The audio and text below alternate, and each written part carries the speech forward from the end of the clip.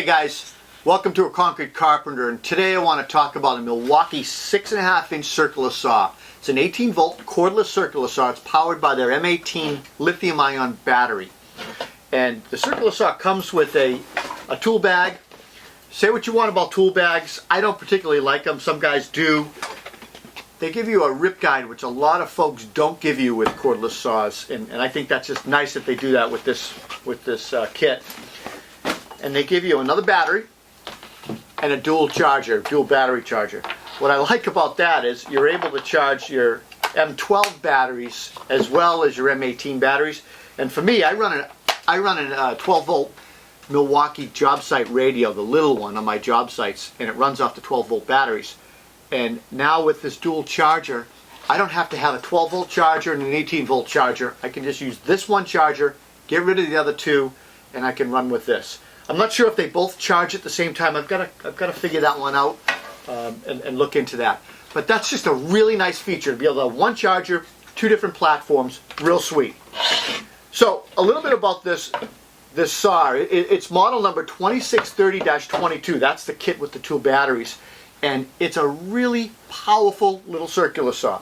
You know, it's not like the saws that we used to from years ago that you would use them for quick and dirty cuts. You would never use the saws, the cordless cut-off saws, for a money cut. You just wouldn't do it. This saw is accurate enough to use it for money cuts. And while I was testing it, I wanted to make sure how accurate was this. So, you know, I set up a couple of 2x4s up, drew some square lines onto them, and I followed the line with the cutout on the base plate here on the 0 line. Just cutting on the line, dead accurate. So a lot of saws are accurate on the 0 line. What about the 45? Set the saw on a bevel to 45 degrees, same drill on the line, dead accurate. I was really impressed. For me, that means that this saw just gave me the versatility of making money cuts. In places I don't want to bring a heavier circular saw or drag a cord. Up on a ladder, working on a dormer, whatever, doing some trim work. This saw is capable of making money cuts. And as a carpenter, that's huge. That is huge. That alone is worth its weight in gold on this saw. The saw itself has 3,500 RPMs. It's pretty powerful, powered by that lithium-ion battery. And I plowed through 2x4 stock. I used a little bit on some LVLs. You know, you're not going to be plunge cutting a full depth through 4x4s all day long. It's not designed for that. It's going to bog down. But it will make your 1x, 2x cuts on your job site no problem. And it'll run it for a long time on this battery. The capacity on this saw, if we set the full depth for cutting, it will cut to 2 1/8 inches deep. But like I said, it will bog down if you're plowing through stuff that deep. It's not designed for that. At a 45-degree angle, it'll cut to 1 9/16 inches deep.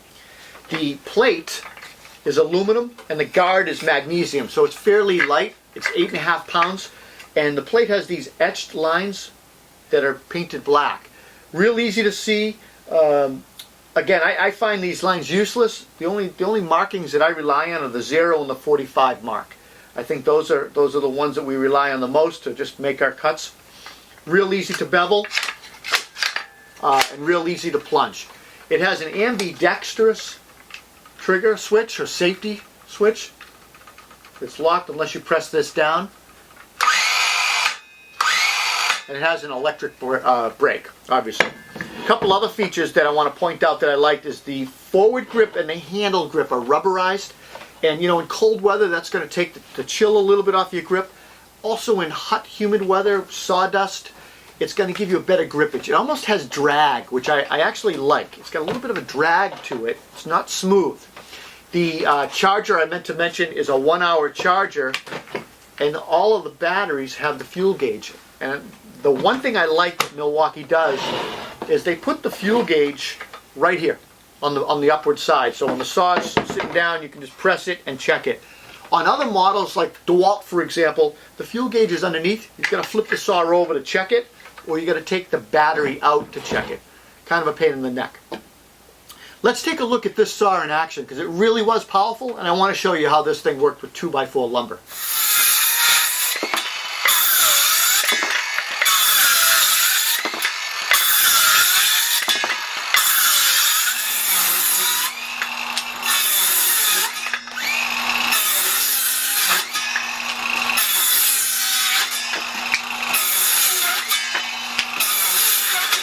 I'm Rob Robillard. You're at conqueredcarpenter.com, and we'll see you at the next tool review. Take care.